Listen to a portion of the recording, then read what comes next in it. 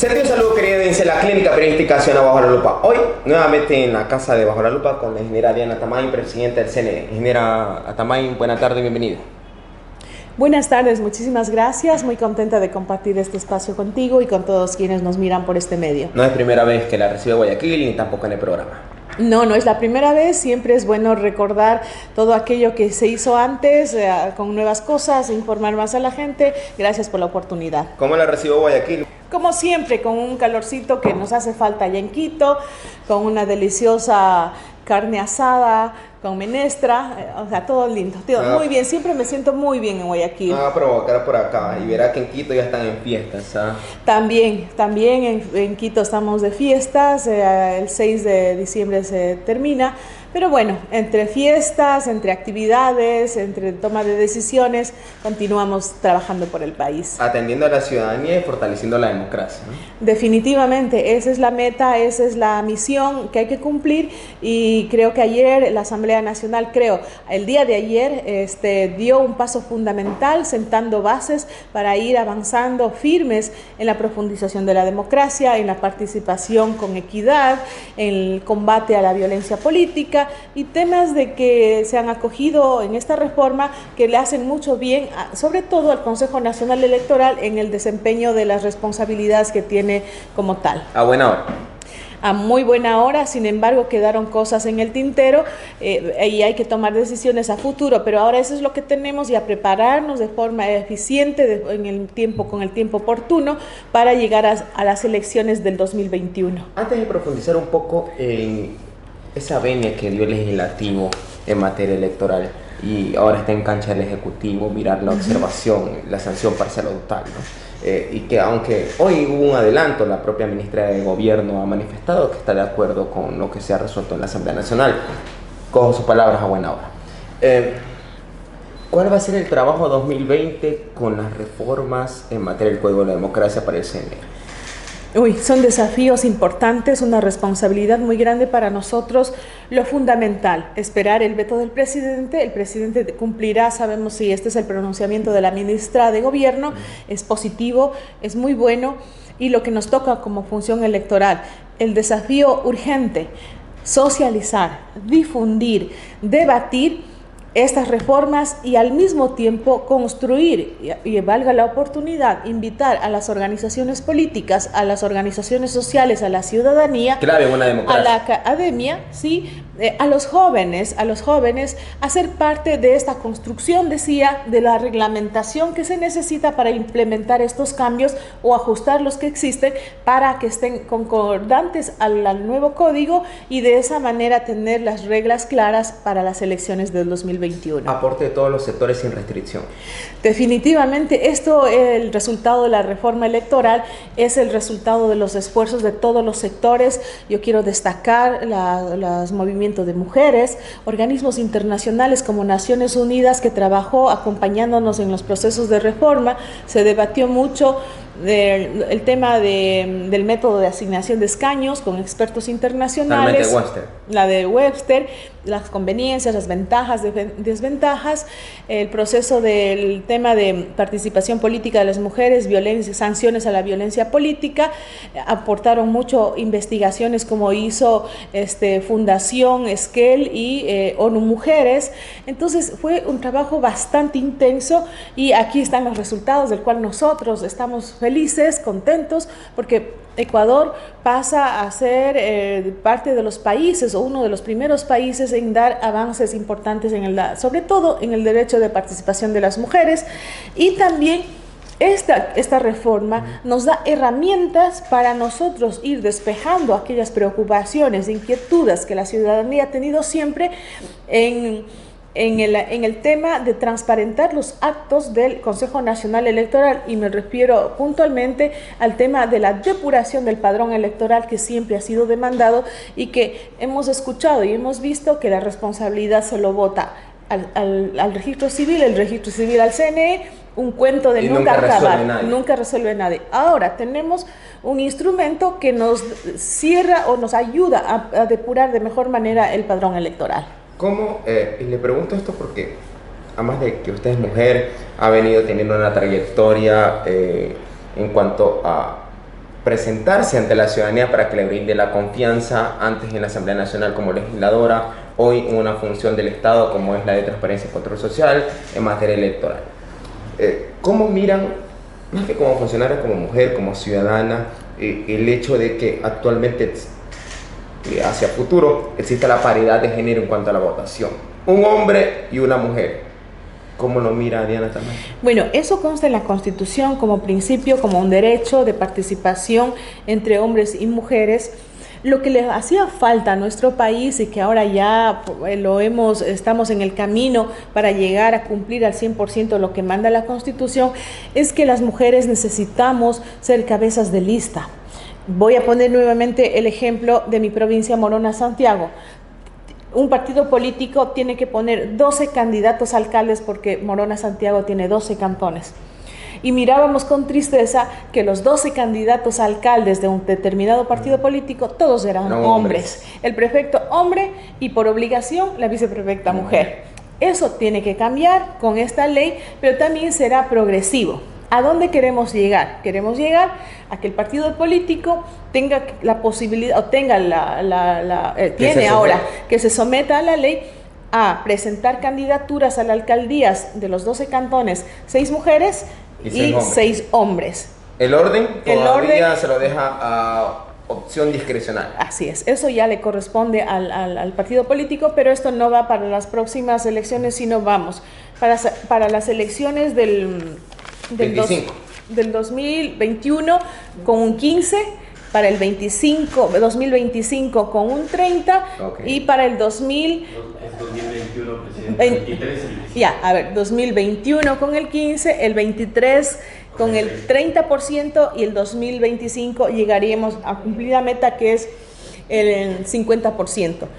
Pero también a esto no es solamente por las mujeres, a esto se le suma. Destaco las iniciativas de los asambleístas que participaron, la participación de los jóvenes.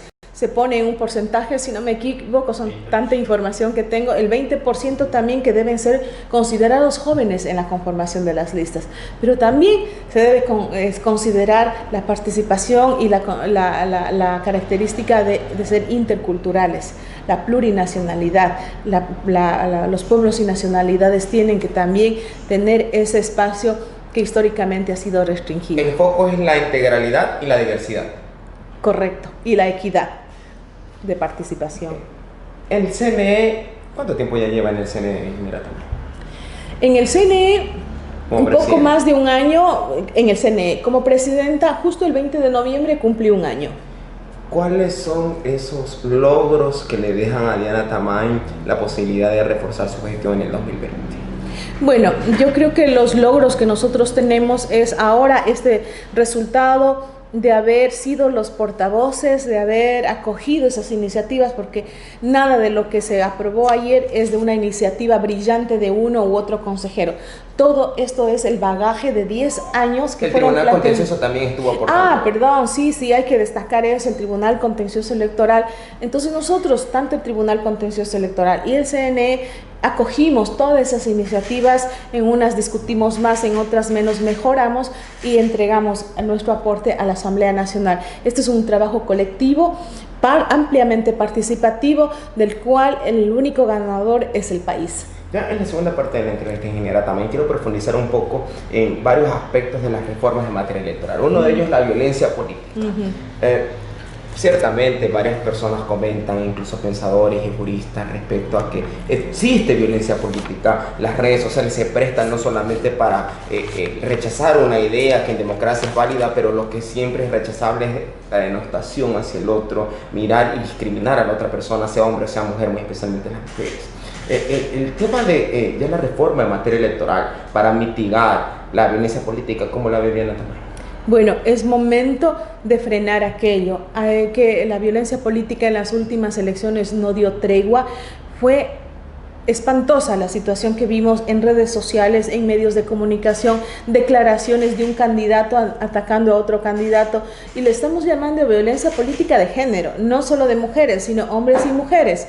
que son violentados y violentadas por su condición sexual, por su pertenencia étnica, de diferentes formas. Y esto lo digo no porque simplemente es un debate en este momento, sino sobre la base de investigaciones que se levantó con ONU Mujeres de las últimas elecciones, y los datos son realmente preocupantes, alarmantes, porque la violencia viene de diferentes tipos, viene de diferentes sectores. Por ejemplo, se dice que el mismo partido político violentan a las mujeres al invisibilizar su candidatura cuando son candidatas. Que no necesariamente es una expresión de violencia directa física, sino psicológica, o sea, hay de todo tipo. Ese estudio y otros fueron fundamentales para la toma de esta decisión. Ahora, ¿qué buscamos con esto? Sancionar esto, quitando los derechos políticos, la participación política de algunos candidatos. Entonces, de esa manera hacemos efectivo para que las mujeres no tengan miedo a ser candidatas, no tengamos miedo a ser candidatas. Que tampoco denunciarse, existe algún tipo de presión en aras de que no se le permita participar en una lista. Definitivamente, antes se denunciaba, pero nada pasaba. Ahora, estas infracciones electorales van a ser sancionadas. Perfeccionables en el reglamento. Sí, también, pero las reglas son claras. En todo caso, habría que ver qué hay que perfeccionar en el reglamento y mirar también esa posibilidad. Financiamiento de campañas electorales, ¿cómo va eso?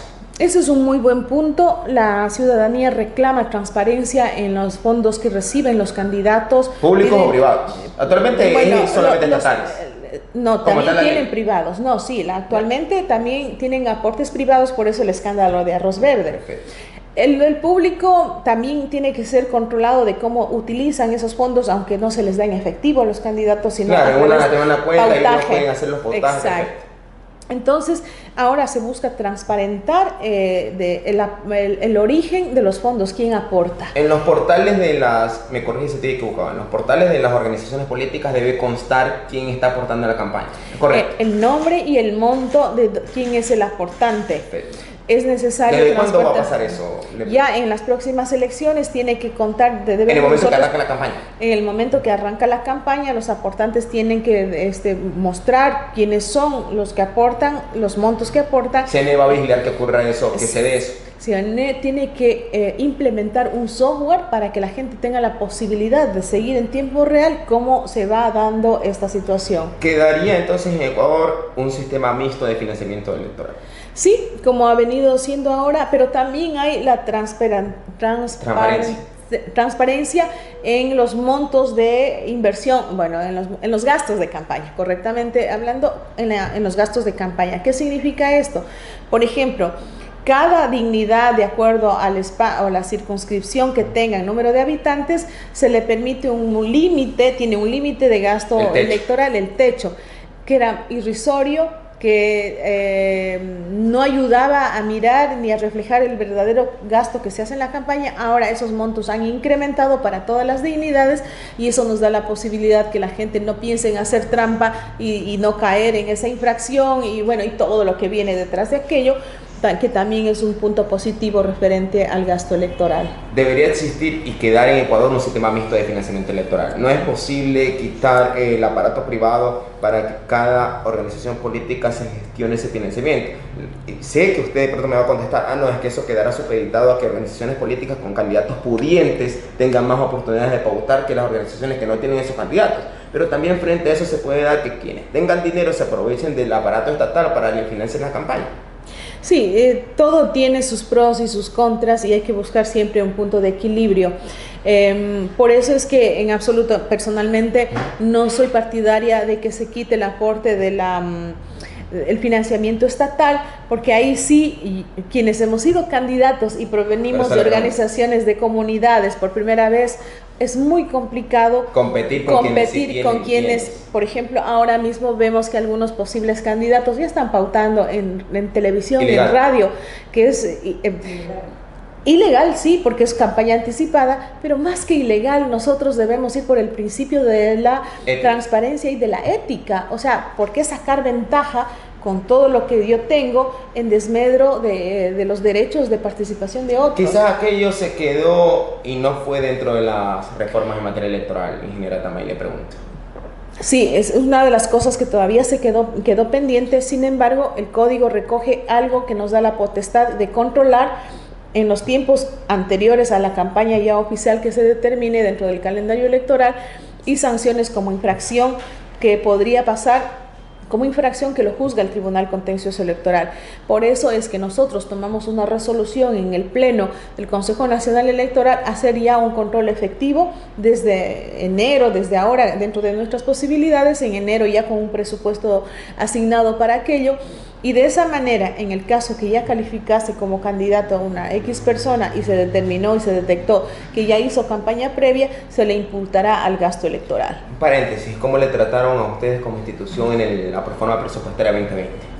Bueno, parece que de lo que nosotros tenemos está dentro de lo que nosotros hemos presupuestado. Sin embargo, debemos decir que la situación económica del país complicada. Es muy complicada, y en el año anterior, en este año de administración mía, puedo decir de que conscientes de aquello hemos trabajado dentro de la austeridad,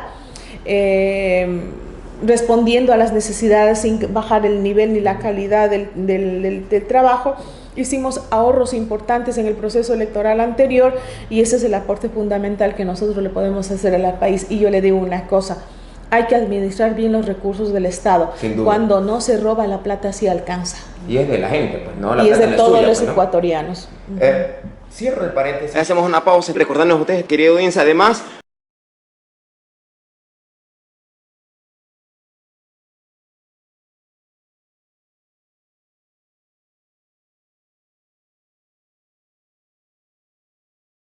retornando a la entrevista, termino con un tema, no sin antes consultarle.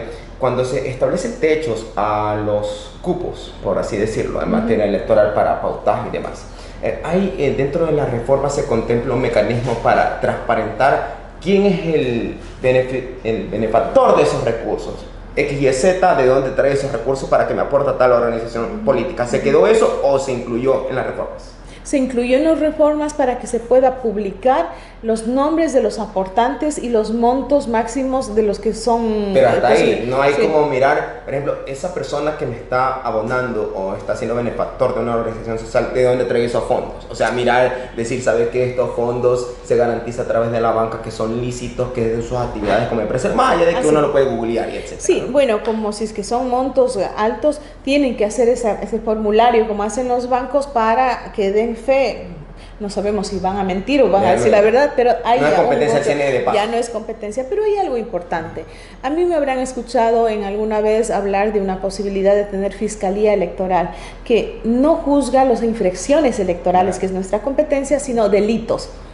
No se pudo concretar esto porque pasaba por un tema administrativo de la fiscalía. Sin embargo, se crea algo parecido, que es una unidad de control electoral que estará vinculada directamente, enlazada con la unidad de análisis financiero, para tener permanentemente la alimentación de esa información y investigar. Nosotros alertamos y la unidad de análisis financiero hace las investigaciones para saber de dónde viene esa plata. ¿Como un departamento de auditoría? Más que eso, porque va buscando posibles delitos del origen, la licitud de los fondos. Es una trazabilidad. Exacto. La auditoría es mirar si cumplieron procedimientos. No, más allá, que es lo que la gente reclamaba. Entonces eso es muy bueno. Es una asignación directa del CNE en cuanto a la autoridad que va en ese departamento. Pregunto. Para conformar. Está dentro de las competencias del Consejo Nacional Electoral. El Consejo Nacional Electoral es la que la conformará ese departamento. ¿Será vía concurso de posición de méritos? Tenemos que ver, está ya la creación, hay que buscar los mecanismos para crear aquello. ¿Será parte de la discusión del Pleno? Veamos, hay que discutir aquello. A mí me gustaría que sean gente especializada en el tema, experta, que tengan, si vamos a trabajar con la fiscalía, tiene que ser un personal, si se trata, altamente calificado, probo, para que hagan esas funciones que son tan delicadas de vigilar el origen, la licitud de los fondos de campaña. Finalmente, ingeniera Tamayo, sé que su agenda en Guayaquil es muy amplia, me robo un par de minutos. ¿Cómo va el tema de el poder compartir ahora, gracias a las reformas electorales, pistas cerradas? Es decir, la ciudadanía, que al fin y al cabo es la dueña del voto, y bendito Dios, en Ecuador es así, puede decantar y dar la confianza a una lista o a otra. Ya no es posible entre listas. ¿Cómo ve eso, Diana Tamayo? Sí, gracias. Por aquí tengo mis hojas de apoyo. Adelante, adelante. Tanta información es complicado. Ya, nosotros lo que ha aprobado la Asamblea Nacional, y eso sí debo destacar, no nace de la iniciativa del Consejo Nacional Electoral, pero fue mucho propio legislativo. Exacto, que pasó por primero o segundo debate, son aportes del debate. ¿Era necesario? Tengo entendido. ¿No? A ver, depende desde qué punto de vista lo analicen. Así es. Sí, ahora los ciudadanos pueden votar por el partido político, no por candidato. Quiere decir que si yo estoy al final de la lista, en la mitad o al inicio, como votaron por toda la lista, yo llego, ¿verdad? Depende de la fórmula de asignación de escaños, perfecto, cuánta votación saque el partido. Entonces, en resumen, para que nos podamos entender con la gente que quiere entender con palabras muy sencillas, porque es medio complicado explicar eso, no quiero enredarme más. El voto en plancha vuelve. Habrá un casillero, voto en el casillero del partido político, es decir, voto por todos los candidatos del partido político. Mi voto de la lista es igual para todos. Para todos, exacto. Se llama, a ver si me recuerdan, lista cerrada y bloqueada. ¿Cuál es el beneficio frente a lo que tenemos en este momento?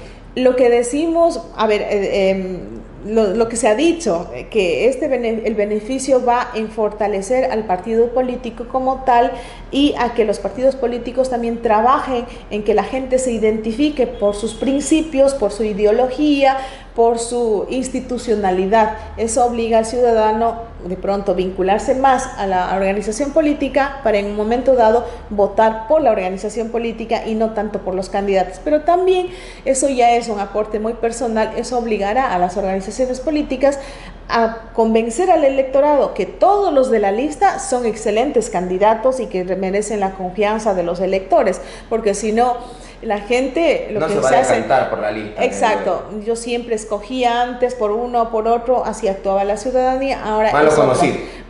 Así es. Gracias. Pero bueno, así estamos y hay mucho todavía que revisar. Es un proyecto de ley que recoge avances. Me hubiese gustado, si me permites, adelante, por favor. El padrón electoral pasivo. No sé si ya lo comenté, he hablado tanto. Bueno, aquí no. Esa es una herramienta fundamental que nos da a nosotros.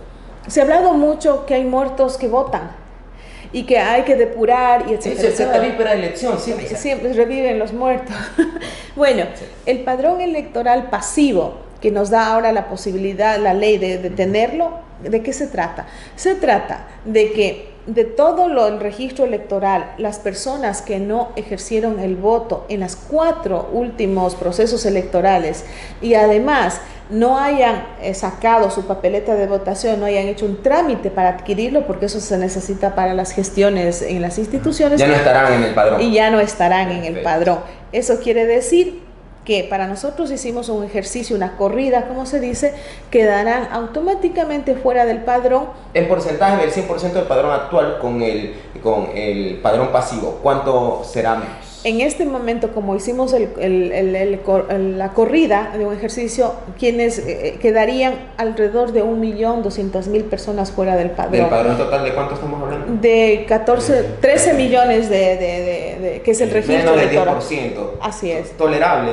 Pero 1 millón de gentes define una presidencia, define más que una alcaldía, o sea, es un número importante que antes no teníamos los mecanismos legales para sacar de este padrón a estas personas que no sabemos si fallecieron y su registro de defunción no está en el registro civil debidamente hay una palabra, asentada, exactamente, o son ecuatorianos que migraron y ya no volvieron al país, o personas desaparecidas que no se las puede registrar como muertas, porque es la norma, es legal.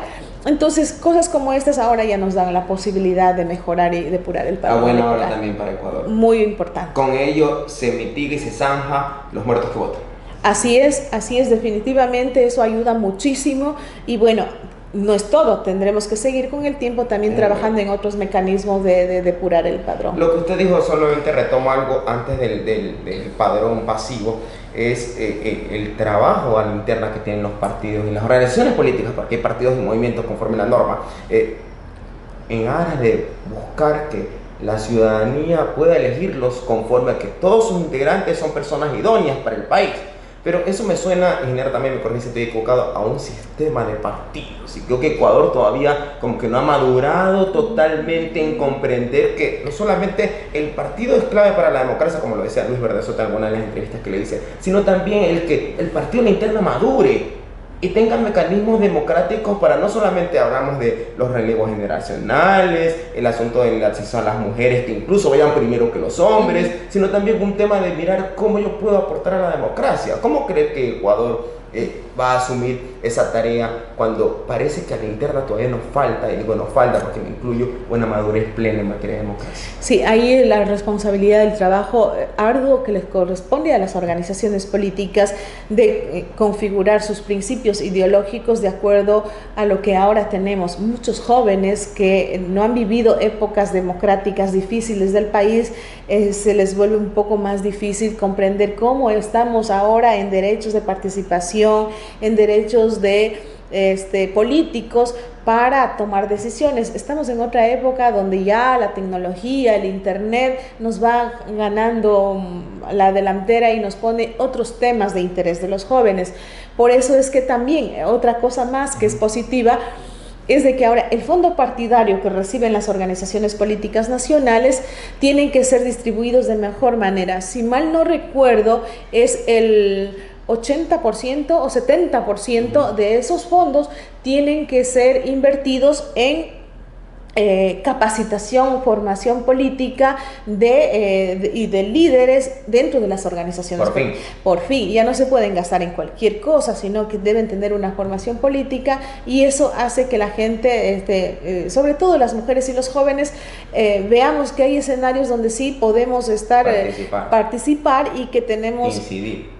El apoyo de la organización política para presentarnos, para prepararnos en este escenario tan complejo. Pero siempre va a depender de la organización política el que me incluyan o no dentro de las listas, ¿verdad? Eso todavía no se puede zanjar, al menos en normativa. Así es, pero ya pasa por la voluntad de quienes quieren también ser parte de y buscar esos espacios. Gracias, ingeniera Diana Tamay, por comparecer a la clínica periodística Bajo la Lupa en lo que usted está haciendo en materia de democracia, en fortalecimiento, y no solamente brindando sus opiniones, sino también con los resultados, como por ejemplo las reformas en materia electoral, que a la democracia, a los que estamos en la academia, nos permite seguir discutiendo y también seguir abonando en esas ideas pro país. Siempre es bueno madurar todo, ir cambiando, mejorando, y a esto estamos. Nada está dicho, nada es última palabra, nada está escrito en piedra, todo es perfectible del cambio, y si el cambio es positivo, mucho mejor. Siempre me vine a Guayaquil y para la siguiente pases por acá para mirar otras reformas en materia electoral. Por supuesto, vamos a necesitar de estos espacios para compartir con la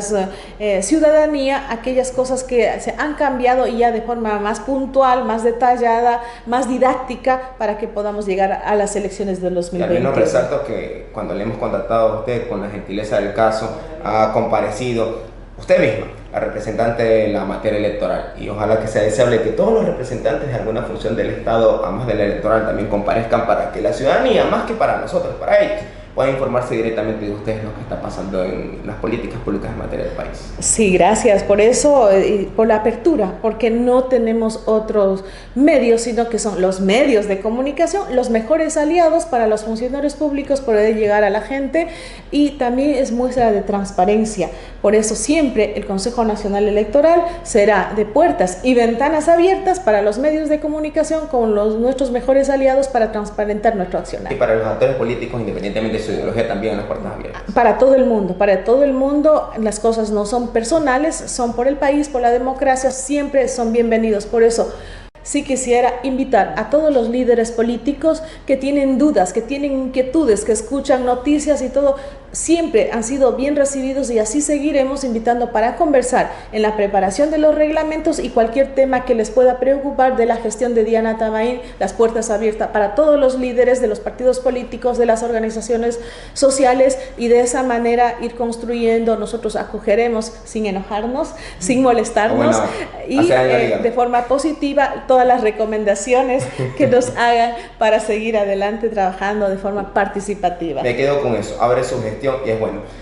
Hago una pausa para con ustedes. Háganse muy bien, Dios bendiga América. Hasta la vuelta.